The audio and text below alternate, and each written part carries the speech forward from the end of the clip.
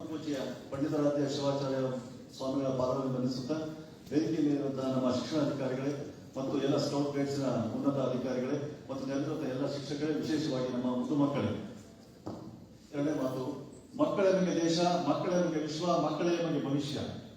ಸರ್ಕಾರ ನನಗೆ ಸೇವೆ ಸಲ್ಲಿಸೋದಕ್ಕೆ ಅವಕಾಶವನ್ನು ಕೊಟ್ಟಿದೆ, ಅದೇ ನನಗೆ ಅದು ಕೆಲಸವನ್ನ ಕೊಡಲಿಲ್ಲ. ನಾವಾಗ ಅರ್ಜಿಯನ್ನು ಹಾಕೊಂಡು ಮತ್ತೆ ಕೆಲಸಕ್ಕೆ ಬಂದಿದ್ದೇವೆ. ನಾವೆಲ್ಲರೂ ಕೂಡ ಸರ್ಕಾರದ ಕೂಲಿಕಾರರು.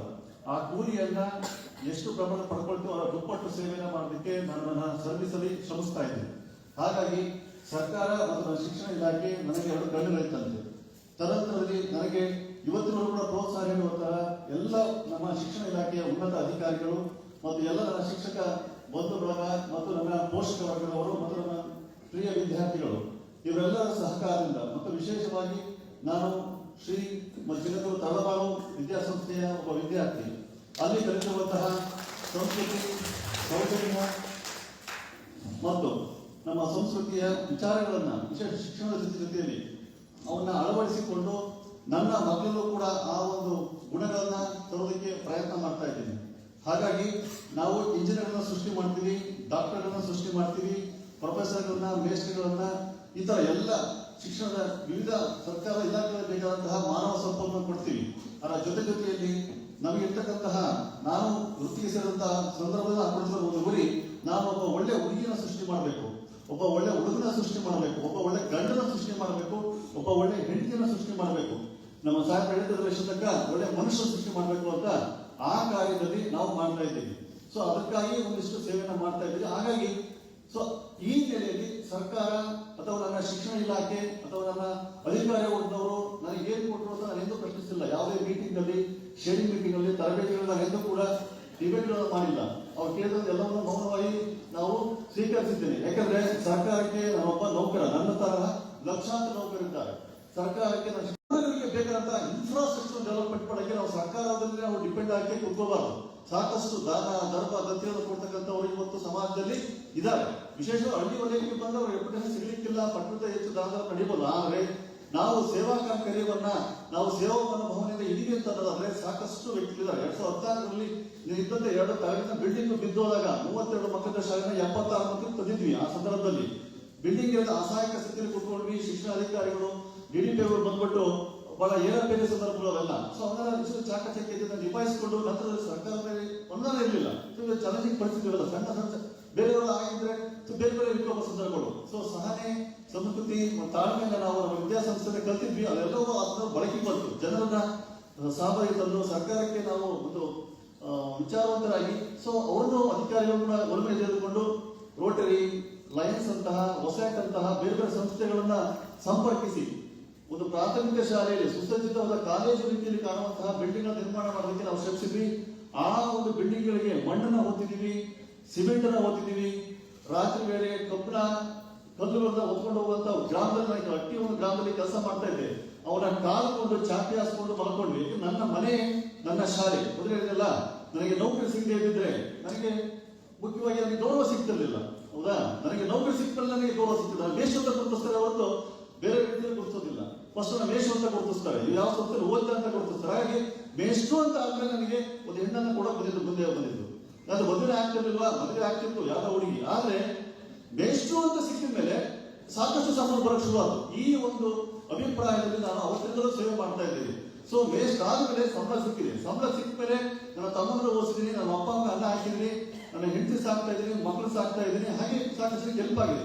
ಸೊ ಅದಕ್ಕೆ ನಾವು ರೂಢಿಗಳಾಗಿ ಪಡೆದಂತ ವೇತನಕ್ಕೆ ನಾವು ದುಪ್ಪಟ್ಟು ಕೊಡೋಕೆ ಪ್ರಯತ್ನಿಸಿದೆ. ಹಾಗೆ ಮತ್ತೆ ಸಚಿವರು ಅಷ್ಟೇ ಹೇಳಿದ್ರು, 19 ವರ್ಷ ಸೇವೆ ಸಲ್ಲಿಸಿದ್ವಿ ಬುದ್ಧಿ ಸ್ವಾಮಿಯರೇ, ಇನ್ನೂ ನನಗೆ 19 ವರ್ಷ ಸರ್ವಿಸ್ ಇದೆ, ನನಗೊಂದು 25-20 ವರ್ಷ ಸಂಬಳ ಕೊಟ್ಟಿಲ್ಲ. ಅದರ ದುಪ್ಪಟ್ಟು 40-42 ಲಕ್ಷ ರೂಪಾಯಿನ ನಿಮ್ಮ ಸಂಸ್ಥೆಗೆ, ನಿಮ್ಮ ಸರ್ಕಾರಕ್ಕೆ ನಾನು ವಾಪಸ್ ಕೊಡ್ತಾ ಇದ್ದೀನಿ. ಹಾಗೆ ಕೊಟ್ಟೆ ಅಥವಾ ಬೆಲೆ ಮಾಡುವಂತಹ ಮಕ್ಕಳನ್ನು ನಾನು ಕೊಡ್ತಾ ಇದ್ದೀನಿ.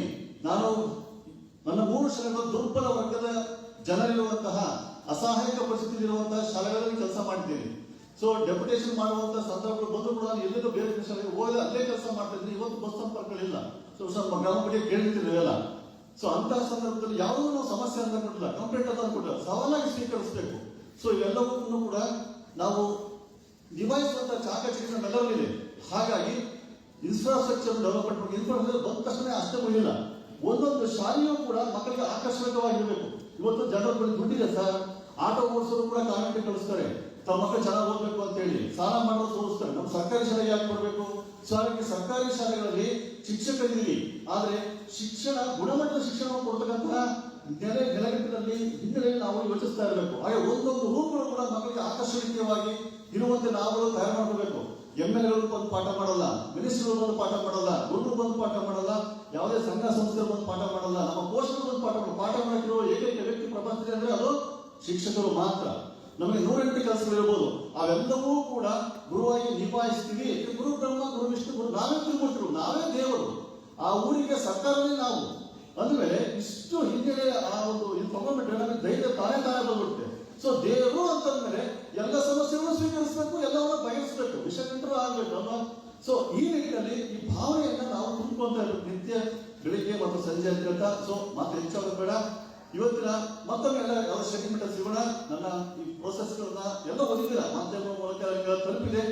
ಸೊ ಮತ್ತೆ ನೆನೀತೀನಿ, ನನ್ನ ಶಿಕ್ಷಣ ಇಲಾಖೆನ ಮತ್ತು ನನ್ನ ಸರ್ಕಾರವನ್ನ ಮತ್ತೆ ಎಲ್ಲ ಪೋಷಕರನ್ನ ಮತ್ತೆ ವಿದ್ಯೆಯನ್ನು ನೀಡಿರ್ತಕ್ಕಂತಹ ಜಗದ್ಗುರುವನ್ನ. ಯಾಕಂದ್ರೆ ಆ 98-99 ಬಹಳ ಕಷ್ಟ ಸಂದರ್ಭಗಳಲ್ಲಿ ನಾನು ಅವತ್ತಿನ ಕಾಲದಲ್ಲಿ ರಾಜ್ಯ ಮಟ್ಟದ ರ್ಯಾಂಕ್ ಅನ್ನ ಗುರುಗಳ ವಿದ್ಯಾಸಂಸ್ಥೆಯಲ್ಲಿ ಪಡೆದೆ. ಬಟ್ ಮುಂದಿನ ವಿದ್ಯಾಭ್ಯಾಸ ಆಗಲಿಲ್ಲ. ಆಗ ಇದೇ ಗುರುಗಳು ನನಗೆ ಒಂದಿಷ್ಟು ಹಣವನ್ನು ಕೊಟ್ಟು ನನಗೆ ಟ್ರೈನಿಂಗ್ ಅನ್ನ ಹೋಗೋದಕ್ಕೆ ಸಹಾಯ ಆಯಿತು. ಸೊ ಇವೆಲ್ಲವೂ ಕೂಡ ನೆನಬೇಕಾದ ಖುಷಿ ಸಂದರ್ಭ ಅಷ್ಟೇ. ಗುರುಗಳು ಸಾಕಷ್ಟು ಮಾತಾಡ್ತಾ ಇರ್ತೀನಿ, ಕಳೆದ 4 ವರ್ಷಗಳಿಂದ ವಿಚಾರವನ್ನು ತಿಳಿಸಿದ್ದೀನಿ. ಸೊ ಇವುಗಳೆಲ್ಲರೂ ಕೂಡ ನಿಮ್ಮ ಪ್ರೋತ್ಸಾಹ ಮತ್ತು ಬೆಂಬಲ ನಮಗಿಲ್ಲಿ. ಮತ್ತು ಎಲ್ಲ ಶಿಕ್ಷಕರು, ನಾವು ಶಿಕ್ಷಣ ಇಲಾಖೆ ಎಲ್ಲರೂ ಪ್ರತಿಭಾನ್ವಿತರೆ, ಕೌಶಲವನ್ನು ಉಳ್ಳವರೇ. ಬಟ್ ನನ್ನ ಗ್ರಾಮಕ್ಕೆ ಬೇಕಾದಂತಹ ರೀತಿಯಲ್ಲಿ, ನನ್ನ ಮಕ್ಕಳಿಗೆ ಬೇಕಾದಂತಹ ರೀತಿಯಲ್ಲಿ ಶಿಕ್ಷಣ ಕೊಡ್ತಕ್ಕಂಥವರು ನಾವೇನೇ. BO ಅಲ್ಲ, CRP, BRP ಬೈ ಕಮಿಷನರ್ ಅಲ್ಲ. ಸೊ ನಾವೇ ನಮಗೆ ಬೇಕಾದಂತ ರೀತಿಯಲ್ಲಿ ಆ ಮಕ್ಕಳನ್ನ ಸಿದ್ಧಗೊಳಿಸೋಕೆ ಪ್ಲಾನ್ಗಳನ್ನ, ಕ್ರಿಯಾ ಯೋಜನೆ ಹಾಕೊಳ್ಬೇಕು. ಸೊ ಈ ನಿಟ್ಟಿನಲ್ಲಿ ಪ್ಲಾನ್ ಮಾಡಿದ್ರೆ ಇಲಾಖೆ ಗೌರವ ಬರುತ್ತೆ, ನಮ್ಮ ಸಂಸ್ಥೆ ಗೌರವ ಬರುತ್ತೆ. ಹಾಗಾಗಿ ಸದಾ ನಾನು ನನ್ನ ಸರ್ಕಾರ ಮತ್ತು ನನ್ನ ಶಿಕ್ಷಣ ಇಲಾಖೆ ಗೌರವ, ಹೆಮ್ಮೆ ತರುವಂತೆ ನಡ್ಕೊಳ್ತಾ ಇದ್ದೀನಿ ಮತ್ತು ಮುಂದೆ ನಡ್ಕೊಳ್ತೀನಿ. ಸೊ ಈ ಭರವಸೆಯಿಂದ ನಾನು ಎಲ್ಲ ಸಂಸ್ಥೆಗಳು ಹೇಳ್ತಾ, ಸೊ ಈ ನಿಟ್ಟಿನಲ್ಲಿ ನಿಮ್ಮ ಎಲ್ಲರಿಗೂ ನಾನು ಮತ್ತೆ ಚಿರಋಣಿಗಳಾಗಿರ್ತೀನಿ ಮತ್ತು ಎಲ್ಲ ಶಿಕ್ಷಕರ ಒಂದು ಚಿರಋಣಿಯಾಗಿರ್ತೀನಿ. ನಾನು ನಿಮ್ಮ ಮನೆಯ ಹುಡುಗ, ನಿಮ್ಮ ಅಣ್ಣ, ನಿಮ್ಮ ಸೋದರ, ನಿಮ್ಮ ತಮ್ಮಗಳನ್ನು ಅವಲಂಬಿಸಿಕೊಂಡು ಮಕ್ಕಳ ಭವಿಷ್ಯವನ್ನ ಬೆಳೆಸೋದಕ್ಕೆ ನಾವೆಲ್ಲ ಬಂದಿದ್ದೀವಿ. ಮಕ್ಕಳ ಭವಿಷ್ಯದ ಕಡೆಗೆ ನಾವು ಗಮನ ಕೊಡೋಣ. ಯಾಕಂದ್ರೆ ನನ್ನ ಮಕ್ಕಳನ್ನ ಬೆಳೆಸೋದಕ್ಕೆ ಸರ್ಕಾರ ಇದೆ. ನಾವು ಸತ್ರು ಕೂಡ, ಇವತ್ತೇ ಸತ್ರು ಕೂಡ ನನ್ನ ಸರ್ಕಾರ ನನಗೆ ನನ್ನ ಕುಟುಂಬವನ್ನ ಸಾಕುತ್ತೆ. ಆದರೆ ನಾನು ಮುಂದೆ ಮಕ್ಕಳನ್ನ ಸಾಕೋದಕ್ಕೆ ಸರ್ಕಾರ ಬರೋದಿಲ್ಲ. ಹಾಗಾಗಿ ಅವರನ್ನೆಲ್ಲ ಬೆಳೆಸುವಂತಹ ಜವಾಬ್ದಾರಿ ನನ್ನ ಮೇಲಿದೆ. ನನ್ನ ಸರ್ಕಾರಿ ಶಾಲೆ ಮಕ್ಕಳು ದುರ್ಬಲ ವರ್ಗದವರು, ಅಸಹಾಯಕರು, ಅದನ್ನ ಎಲ್ಲರ ದೃಷ್ಟಿಯಲ್ಲಿ ಇರಲಿ ಅಂತ ಹೇಳ್ತಾ, ಸೊ ಮತ್ತೊಮ್ಮೆ ನಿಮ್ಗೆಲ್ಲರ ಪ್ರೋತ್ಸಾಹ, ಬೆಂಬಲ ಮತ್ತು ಅಭಿನಂದನೆಗಳಿಗೆ ನಾನು ಚಿರೋಣಿ. ಧನ್ಯವಾದಗಳು. ಮತ್ತೊಮ್ಮೆ ಭೇಟಿಯಾಗೋಣ. ಧನ್ಯವಾದಗಳು. ಶ್ರೀಯುತ ಉಮೇಶ್ ಅವರಿಗೆ ಹೃತ್ಪೂರ್ವಕ ಧನ್ಯವಾದಗಳು. ಶ್ರೀಯುತ ಪರಮಪೂಜ್ಯ ಗೌರವ